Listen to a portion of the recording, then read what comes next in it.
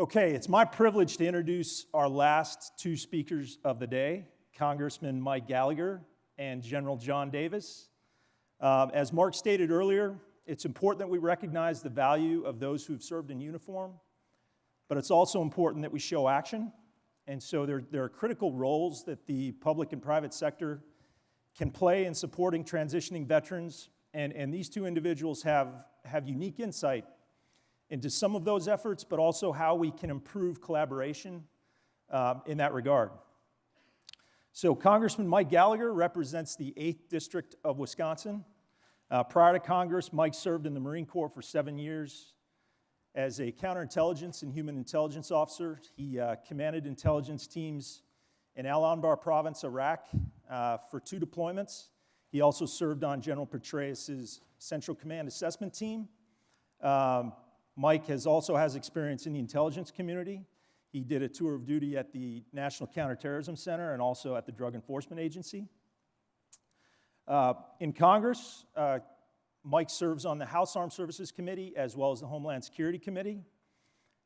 He's a 7th-generation Wisconsin native, born and raised in Green Bay. So come to think of it, I probably could have just said, you're a Marine, a member of Congress, and a Green Bay Packer fan, and you probably would have thought this was great. But that would be oversimplifying it, because Mike also holds a PhD in international relations, a master's in security studies, both from Georgetown. He did his undergrad at Princeton. Joining Congressman Gallagher is Palo Alto Network's own General John Davis. General Davis is our federal chief security officer and also a vice president. General Davis is a leader and a mentor within our company. He's a mentor to me, and I appreciate all the things you've done for me, sir. Prior to joining Palo Alto Networks, John served as a senior military advisor for cyber to the Undersecretary of Defense for Policy. He also served as acting Deputy Assistant Secretary for Cyber Policy. Prior to this assignment, he served in multiple leadership positions in special operations, cybersecurity, and information operations.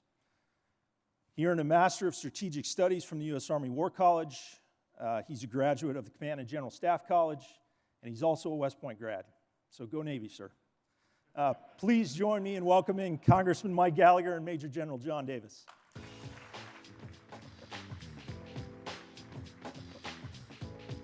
Man, appreciate it. Well, good afternoon, everyone. Beat Navy. Congressman Gallagher, it is truly an honor for you to come share your time with us today to talk about veterans. And let me just start out by saying thank you for your service. Thank you for your service as a Marine, including serving in one of the hottest spots in Iraq twice. And thank you for your continued service to the people of Wisconsin and the people of the U.S. as a member of Congress. Well, thank you very much. It's an honor to be here. Although I thought this was a fireside chat, I don't see a fire. Not even like a virtual fire behind me. Someone could just hack into that screen and do that. Actually, don't do that. So I want to see what happens after that. But thank you. It's a real honor to be here. And I want to thank Palo Alto Networks for making time for me from the start. I mean, as a new member of Congress, you know, the proverb is like drinking fire, out of a fire, like drinking water out of a fire hose. And to have people that you can reach out to, real experts, to make time for you and school you up on some very complex issues it's a great resource. And I was fortunate enough to visit the headquarters out there. Didn't make time to go to Six Flags, although I want to do that next time. But I really appreciate it. It's an honor to be here with you. Well, Congressman, Palo Alto Networks, like many companies across the tech sector and even more broadly across industry, is trying to do everything that we can to support and help our transitioning veterans. And it's usually in about 4 different categories that we're trying to help: education, training and certification, mentorship programs, and then volunteer programs like the one that everybody just saw in the video. I'd like to start out by just using my company as an example. Some of the things that we are doing, and many other companies are doing very similar things, and describe those things and just get your reaction to them. So I would put it in 2 different categories: things that we're doing internal to the company, and then things that we are doing to help veterans through partnerships with other organizations. Internal to the company, we have a technical training and certification program. It's free for veterans.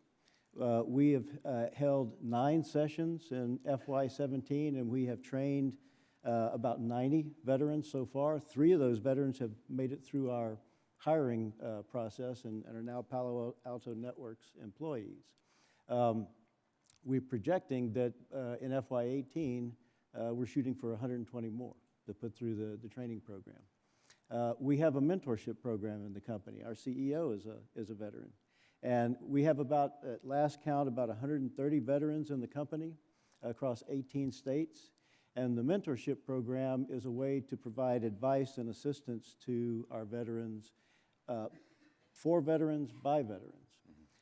And then the third category is sponsorship or support to the voluntary programs like Frank Brune's Vet Speak program. And you heard him in the video talk about the SMILE program. This is a way, once the organization reaches nonprofit status, it's a way for us to provide funding support to organizations like that.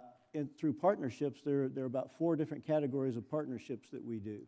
One is through Vets in Tech. So we use the Vets in Tech program and our partnership as a way to promote our internal training and certification program. We earned the Vets in Tech Education Excellence Award last November. And as part of partnering with Vets in Tech, I got the honor to participate in a White House ceremony about a year and a half ago with the First Lady for the Joining Forces program. And during that ceremony, Palo Alto Networks, along with many other companies, we pledged to train 400 veterans by 2020. And we're well on our way to being able to accomplish that. Second one is with the Virginia Governor's Office.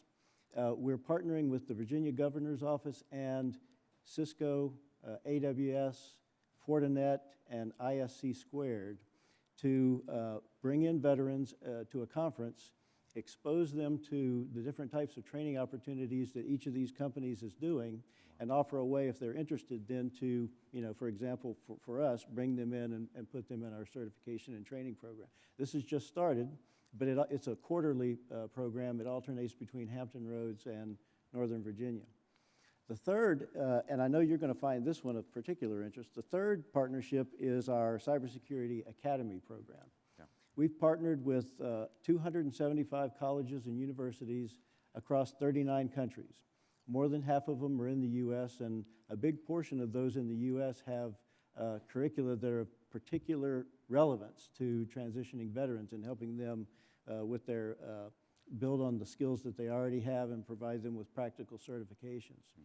Through this academy program, we are able to provide course material, technical equipment, help them set up the labs. We provide instructor courses, and we provide a portal to assist instructors so that we make it easy for the instructors to train people on our technology and make it relevant to the students. 6 of those are in Wisconsin: Kenosha, Madison, Oak Creek, Milwaukee, Pewaukee, and Shell Lake. So obviously relevant to you and your constituents. And then the last way that we partner is with international programs. And we're just starting a program to work with the Soldier On organization. We're going to pilot it in Melbourne to help transitioning veterans in Australia. So, given that and your status as a transitioning veteran yourself and in Congress, what's your assessment of those types of things?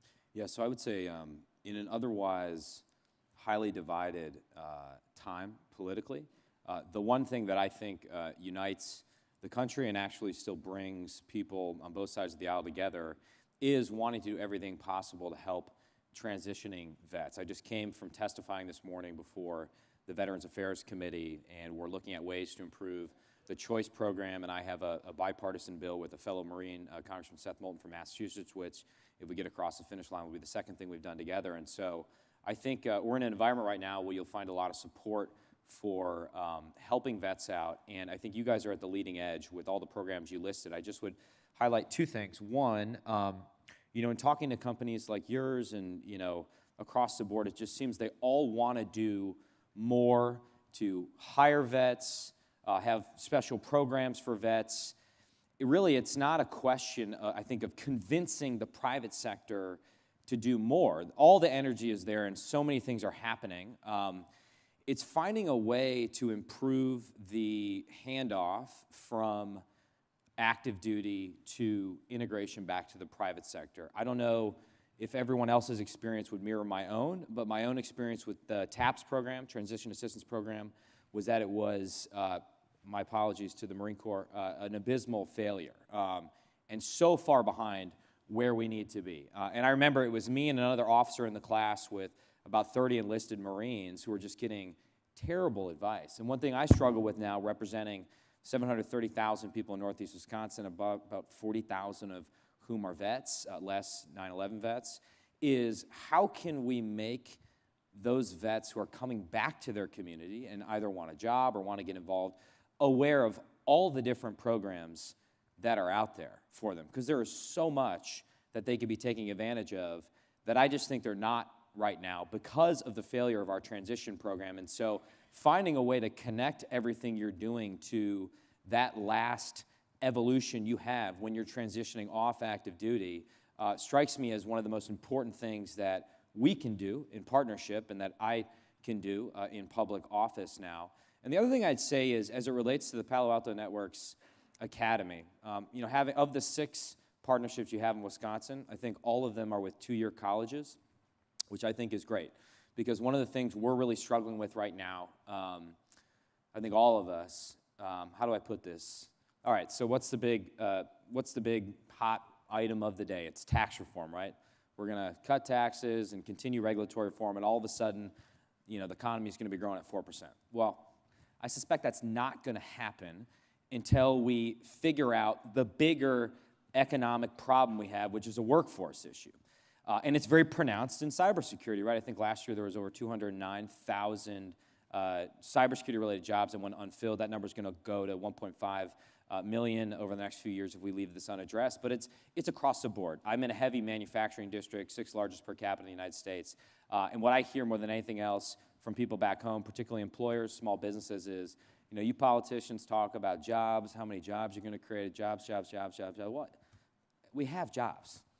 We got jobs. We just don't have the human beings that have the skill set to do that job. Or we had 20 people come out for, let's say, a welding job, 10 had the basic skills, 3 passed the drug test, and only 1 out of the 3 is showing up today. That's sort of a window. I'm serious. I hear it every single day. And the future of work in this country is something we're struggling to wrap our heads around.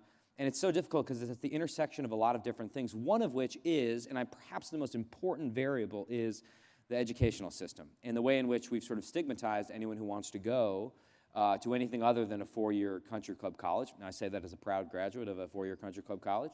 But I think finding a way to make those programs even more visible, and I think partnering with my local tech colleges, who quite honestly aren't going to be able to get the best, experts in Silicon Valley to move to Green Bay, Wisconsin, or Appleton, Wisconsin. Although you should, for $100,000, you can buy a 5-bedroom house with a huge yard. So you should all move.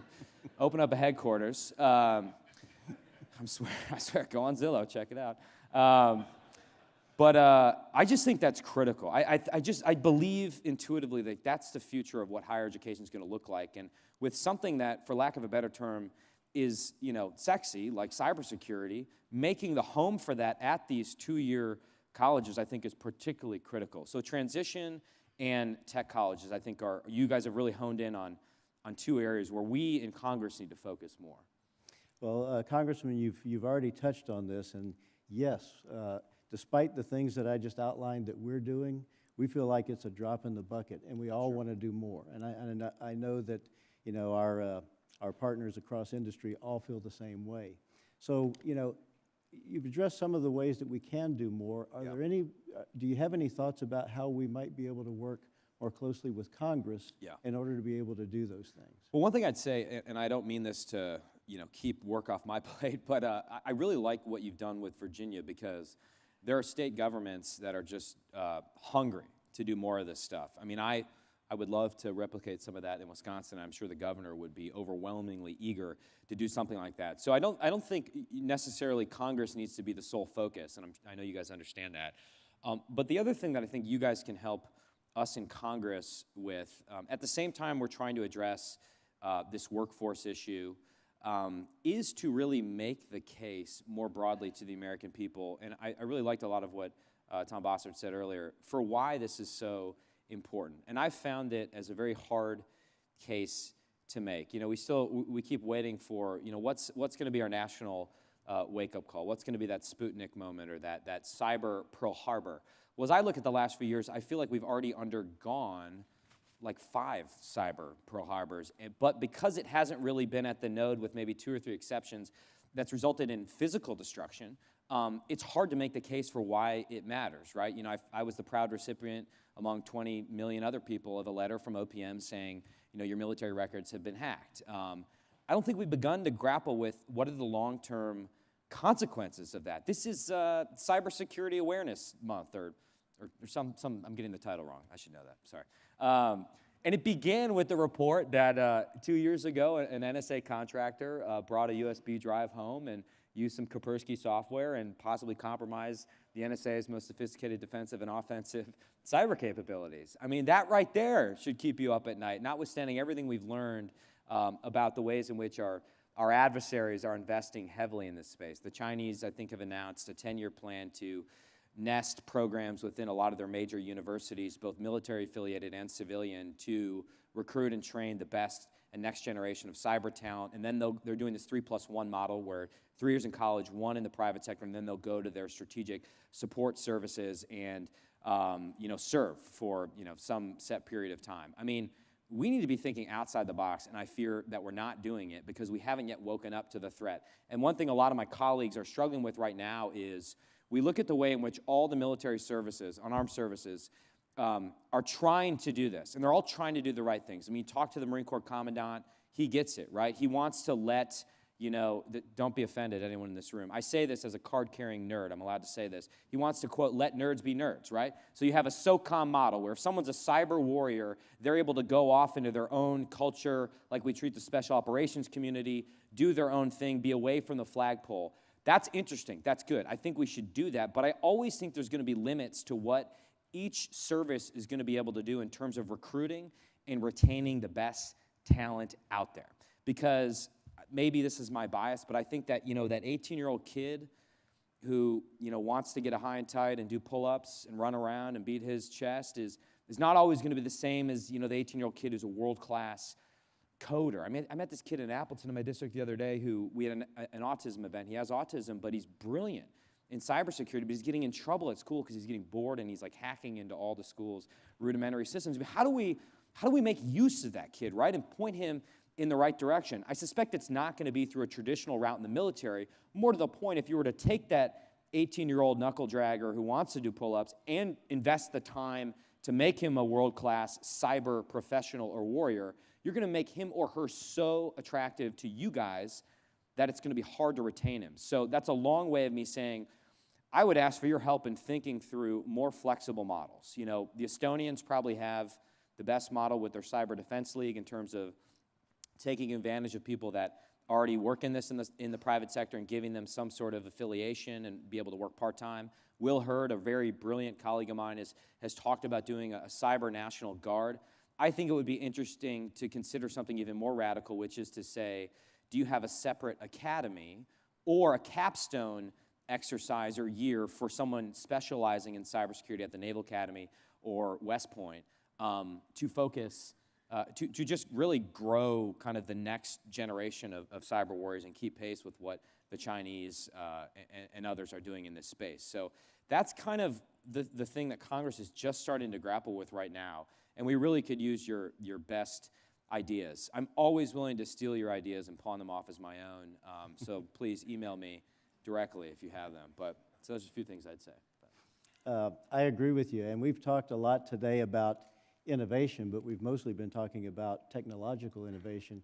I think you're right. The human dimension of this problem set and thinking creatively and flexibly about how we innovate with career paths and training and education, that's absolutely critical. Can I just dovetail on that? I do think fundamentally, maybe this is because I'm not as tech savvy as everyone in this audience, but I do think at the end of the day, what all the breaches and the lapses and the contractor problem we've had revealed is that fundamentally this will always be a human enterprise, right?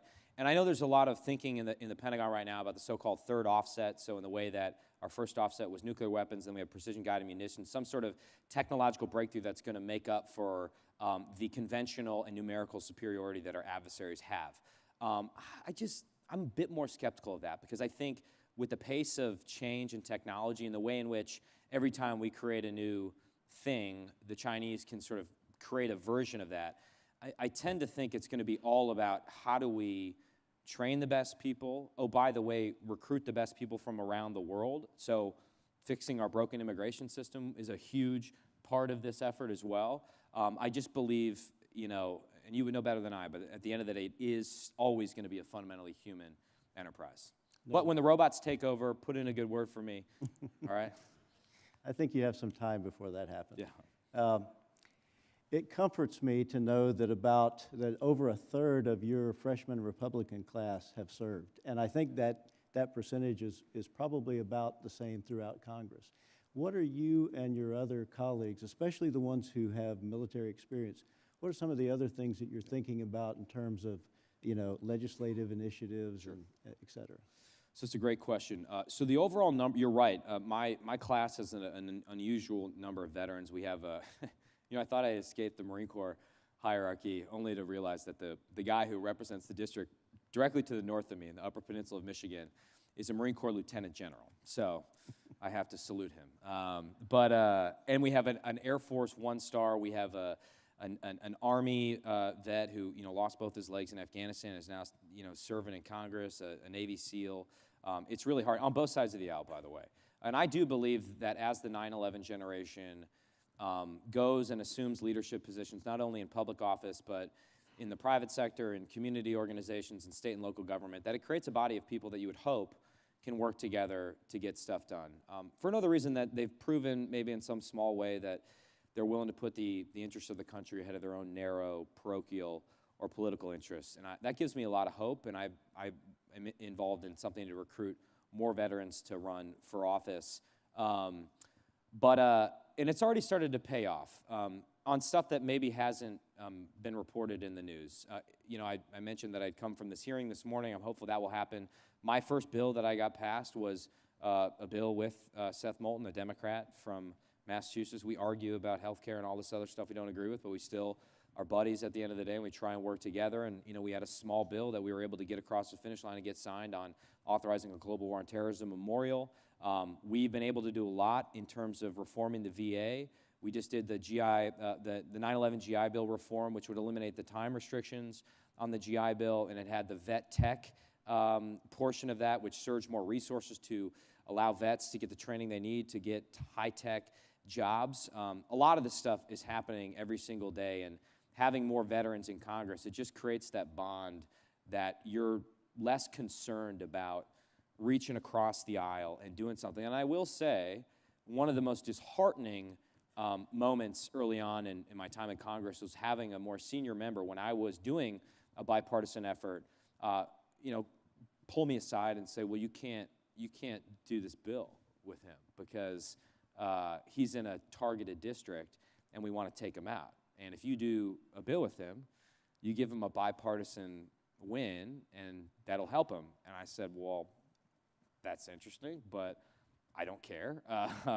That's not my job. I mean, I got to do right by, you know, the people I represent. And I think overwhelmingly what I hear from people back in Northeast Wisconsin is, we want you guys to work together to get stuff done. And there's a lot of issues that I don't think fall neatly along, you know, conservative versus, you know, liberal lines. And I think for my generation, I'm one of 3 millennials in Congress, they're eager to embrace new and potentially disruptive ideas to get past some of the more intractable problems that you're not even allowed to talk about when you're in Congress, because it just becomes fodder for attacking someone else. So again, sorry to go on, but it's a long way of me saying that there's a lot that's happening among the Democrat and Republican vets are in Congress, and my hope is that there's going to be even more of that, because you look across the country, there are a ton of vets who are running for office now, and I got to believe that's a good thing at the end of the day. Yeah, I definitely agree. And as you look back over not just the Obama administration, but the Bush administration before that, there seems to be a lot of continuity with regard to things that are going on with cybersecurity in general.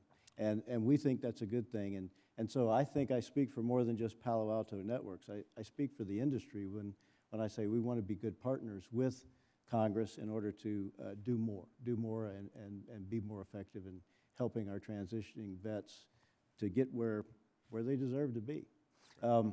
We have just a couple of minutes left. I thought I'd just let you, any parting shots, anything that you want to leave the audience with in terms of Sure. words of wisdom.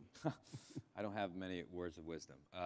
But listen, I just would go back to, I know a lot of people are frustrated with Washington, D.C. I myself am often frustrated with Washington, D.C. I find myself wandering around thinking, well, what was everyone doing the last few years? And there's a lack of urgency sometimes that is frustrating. But there is so, in this space, because there just aren't a lot of people that are paying attention right now, which I know should concern a lot of us, it does create a lot of opportunity. So you guys being here, your willingness to engage with me and my colleagues will make a difference at the end of the day. Because actually, coming here, I had a certain view of Congress as, it's just all these people that are career politicians that only want to enrich themselves or run for higher office, et cetera, et cetera. And the problem with the Senate is you got 100 people that want to be president. But it's not exactly that simple. I actually find the overwhelming majority of my colleagues are patriotic, they're hardworking, a lot of them are very impressive and very smart, and they want to do the right thing. In many cases, they're just struggling to juggle the demands of being in the public light, trying to survive politically so they're in a position to influence policy, and just, the general demands of being in D.C. and running around all your committees and trying to put in the work. So I just would encourage you guys to not grow cynical. I know Congress has an 8% approval rating that's lower than cockroaches and colonoscopies. You can check that. It's true.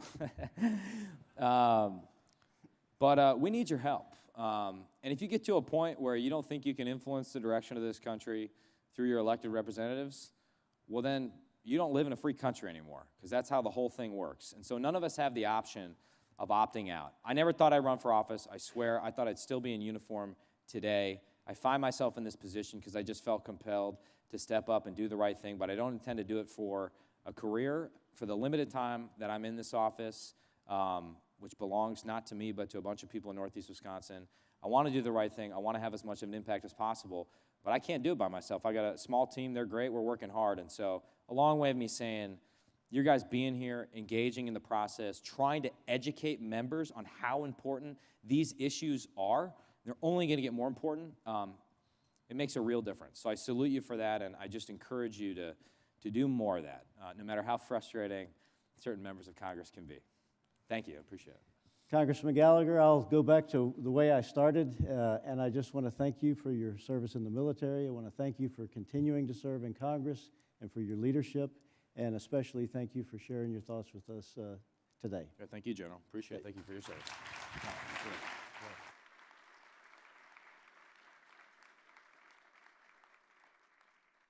Please welcome back Nick Urich.